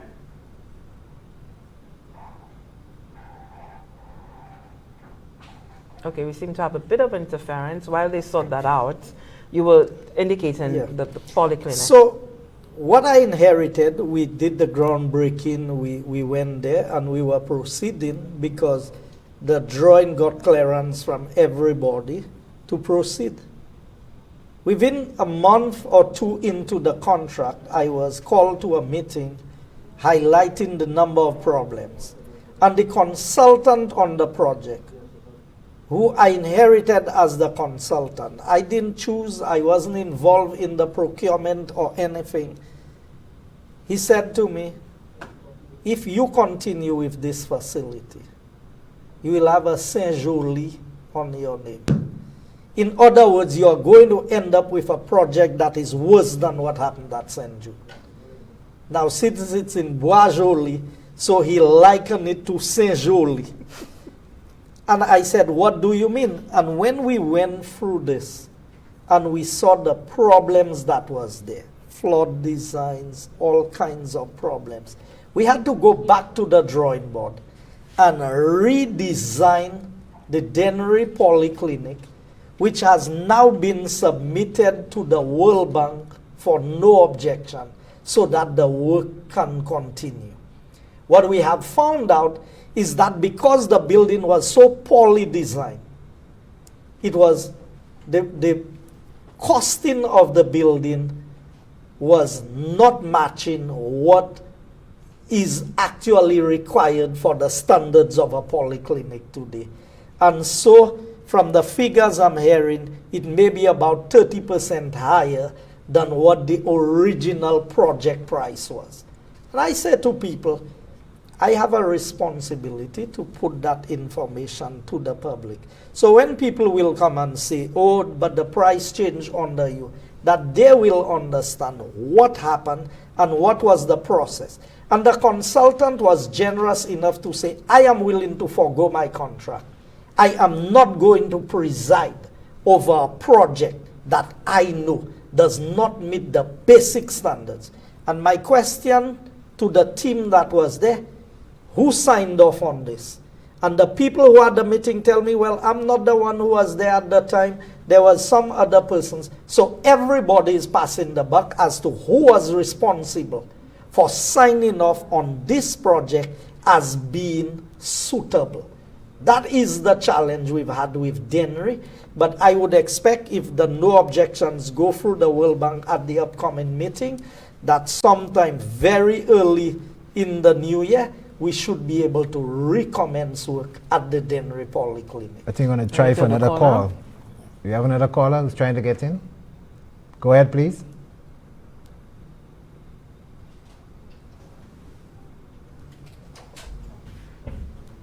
Okay, we seem to still have some difficulty with the phone lines. We apologize for that. But with regard to the other question pertaining to the Soufrière Hospital, yeah, we have identified the land. We have finalized negotiations for the land, where it's somewhere to the back of Courts in Soufrière on that hillside there, because we have to take into consideration the flooding problems we've had in the area where the hospital is presently located. And a suitable location has been identified. The processes for the land, the designs are being worked on as we speak. So once we have completed these processes, then we should be able to move to the next phase. On the issue of the health centers, it is a World Bank finance projects to make them smart health centers, in that all of the services that are being offered can be properly tabulated and documented, and there can be that synergy between the hospitals and the health centers and because we've not been keeping good data in St. Lucia. That's not one of our strong points, to keep everything so that when you want the information, it is readily available. Because the idea of the health centers is to reduce the burden on your major health facilities like the hospitals. So if we can get our health centers functioning as effectively as they ought to be, if we can have doctors stationed in these health centers more than once a week, as we have them now, then it can reduce the burden of the casualty or the emergency at the hospitals, and reduce the burden of people having to travel so far sometimes to get basic health care. All right, and also the question of keeping the media abreast with the construction, perhaps phase by phase. I don't know why, and I'm not saying it's not a good idea. I'm still trying to wrap my head around, why do we have to tell people on a monthly basis what the status is? And I'm not saying we should not, because this is something that I'm being bombarded with, and people are saying to me, yes, you need to be able, we need to know what is happening. I want to ask, there are so many projects going on in St. Lucia. Do we have the same interest now? Is it because St. Jude has been a controversial project?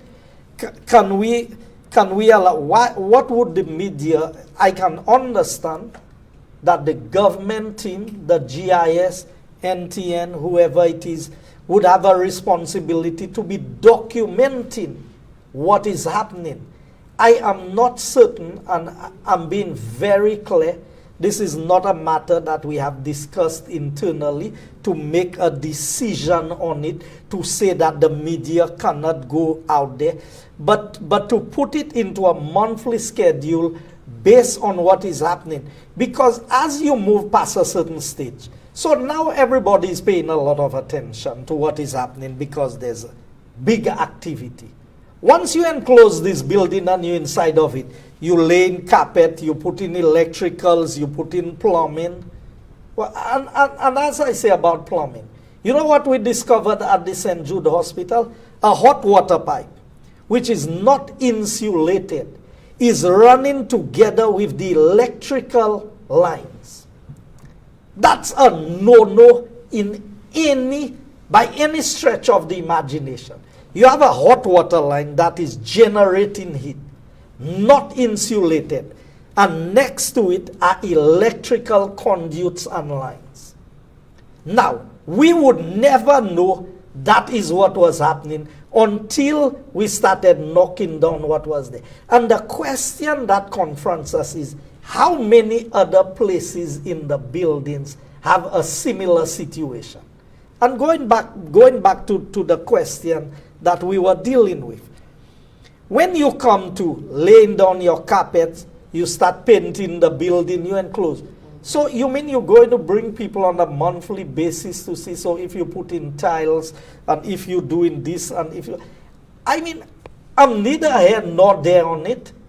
I am just saying that I have not understood the rationale for saying this project that's going on there, the first phase of the project, is supposed to end by February. Supposed to be a 9 months project, but we expect the contractor will deliver in 4 to 5 months. And considering you have 3 shifts, round the clock shift. Exactly. So if that is the case, and all of that is up, do you want every time that, because when you have a media tour of a place like that, you have to slow down the activity that is taking place. Because if you're going to have people touring and looking at this and looking at that and getting in, because it means that your level of construction activity may have to slow down. If people are working above, if they are doing things, they would have to stop. So I am not going to give a commitment to people that it can happen at the time that people want. But St. Jude project is not close to the media in any way. There would be tours, there would be updates. At appropriate phases. Yes. So once you have a phase the completed, government has a responsibility to keep the public informed. So in no way would we say, I would be happy if every day they knew what was happening. They would see how effective we are in delivery. Let's try for another call. Yeah, we'll try for the phones. Yes, go ahead, caller. Hi, good afternoon. You in focus with us? Okay, we seem not to be able to get the audio. I think we're having some audio issues with the lines. We want to apologize for that. Let's move on to, because you have other responsibilities. Yes, I'd love to speak about DVRP. The DVRP is one of them. And so while we are St. Jude's and that's connected to resilience and so forth, let's talk about the DVRP. You indicated earlier that you're not very happy with the implementation of the projects that fall under the DVRP. But we've been seeing some work being done. We just reported earlier on the Denver Infant School, and we gave kudos to that. What a wonderful project that was.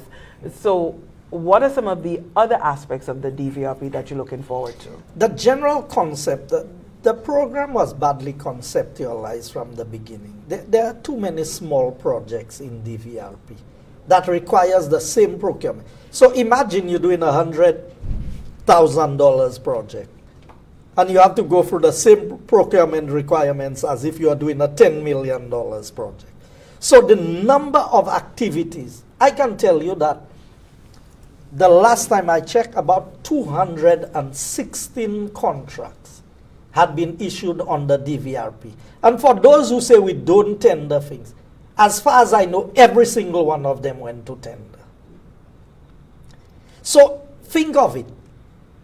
How many projects does a government tender on a yearly basis? And to have on the just DVRP that you have issued 216 contracts. I think it may be during this financial year. I don't want to be incorrect. But I'm just saying that the figures that I got was that every one of them goes through a tender process. Every tender is evaluated. Every report is prepared. Then it goes back to the Senate. So when it comes in, it's opened by the tenders board. Then it goes back to a team to review.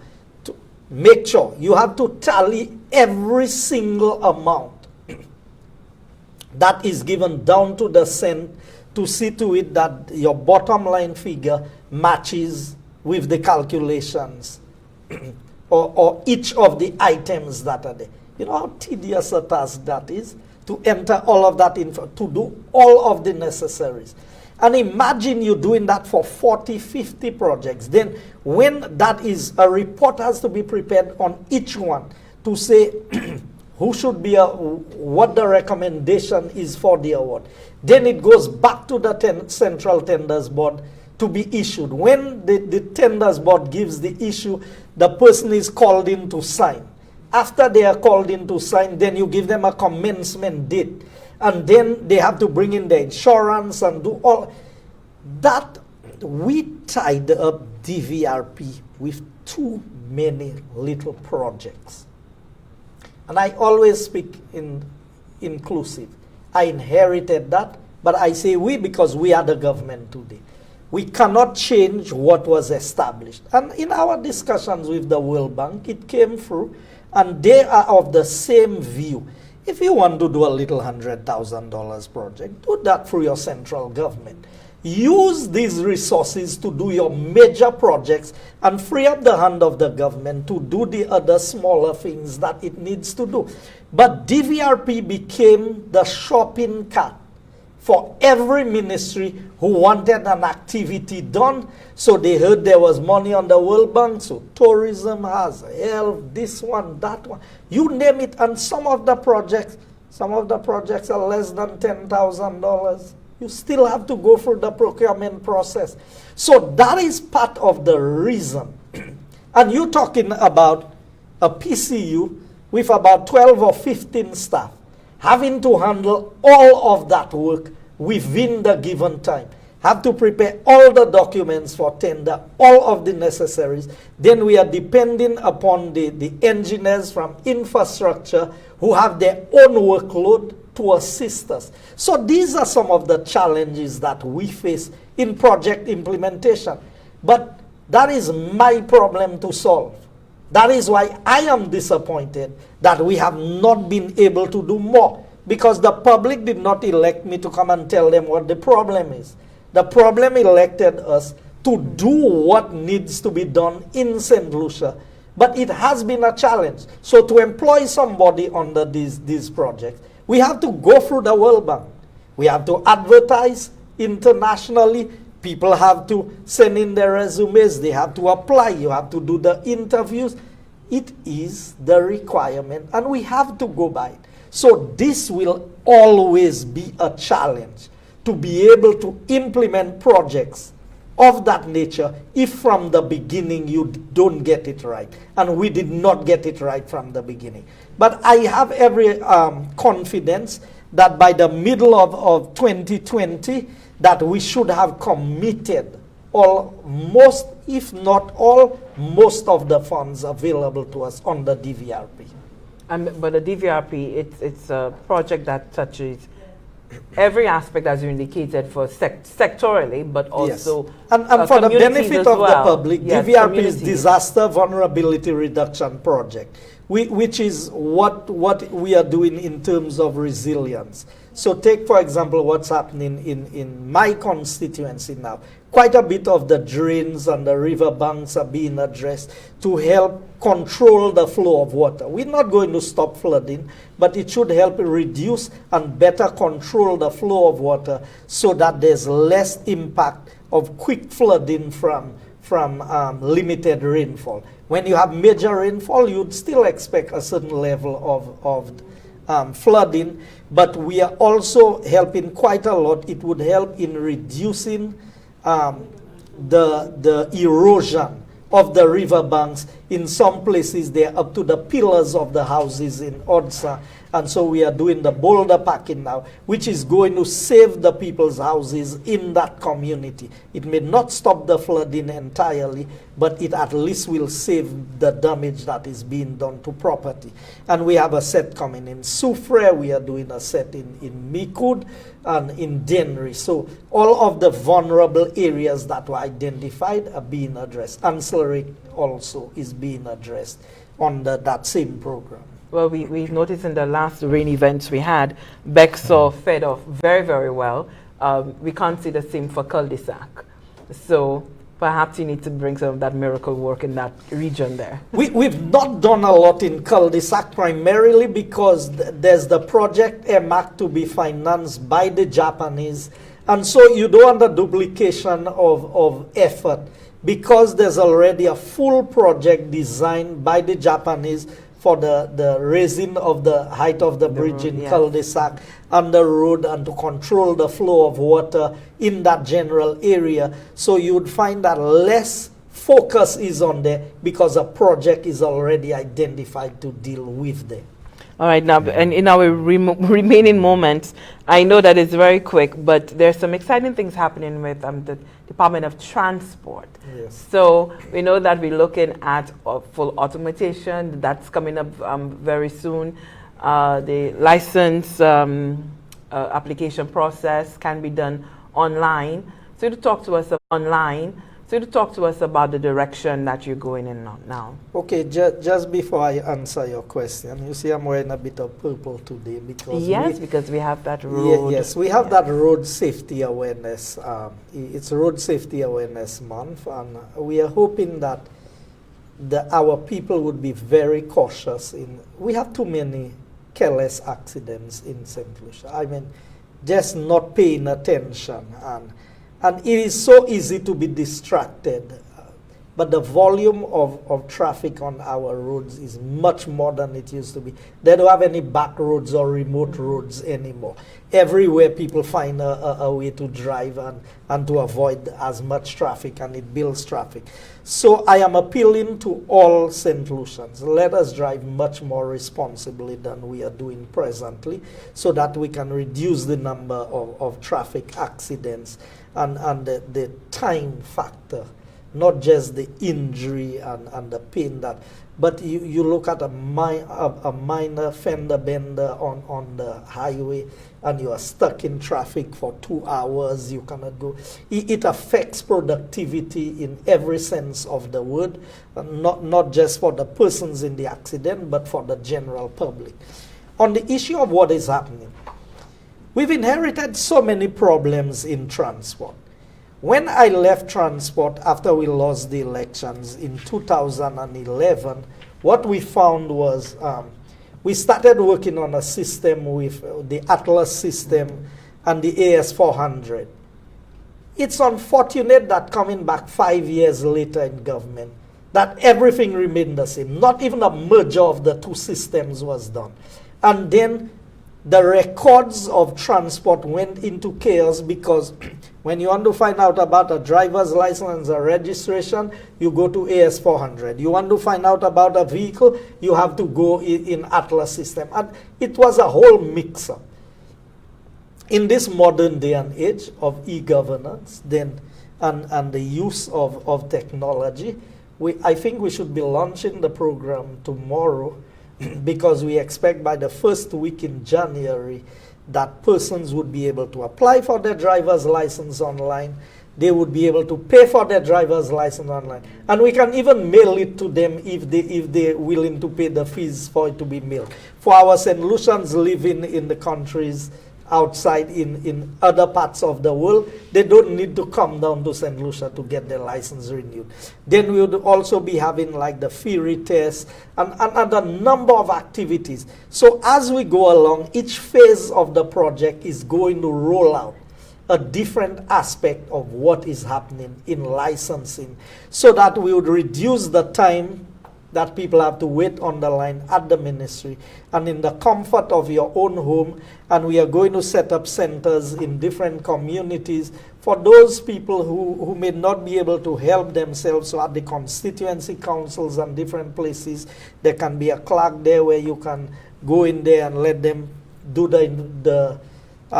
put in the information for you and get you to be able to apply for your requisite documents online. Thank you, Honorable Minister. Unfortunately, we cannot go into double overtime, and we're really happy that you're able to spend some of your really tight schedule with us today on In Focus. We had the Minister responsible for Economic Development, Housing, Urban Renewal. We didn't really touch too much on that, although certain aspects of the discussion did look at urban renewal, transport, and civil aviation, something I'm sure that could be really tied into the economic development part, so maybe sometime you might be able to focus on that in depth as a sole subject. So we are happy to have you here this morning, Mr. Minister, and to have made things clear on some matters that are very important to St. Lucians and have really kept the attention of the St. Lucian population in general. Thanks, Lisa, once more for being my co-host today on the program. And we are once more saying thank you to the Honorable Guy Joseph, the Minister for Economic Development, Housing, Urban Renewal, Transport, Civil Aviation, and also the Parliamentary Representative for Castries Southeast. I'm Ryan O'Brien saying goodbye for now.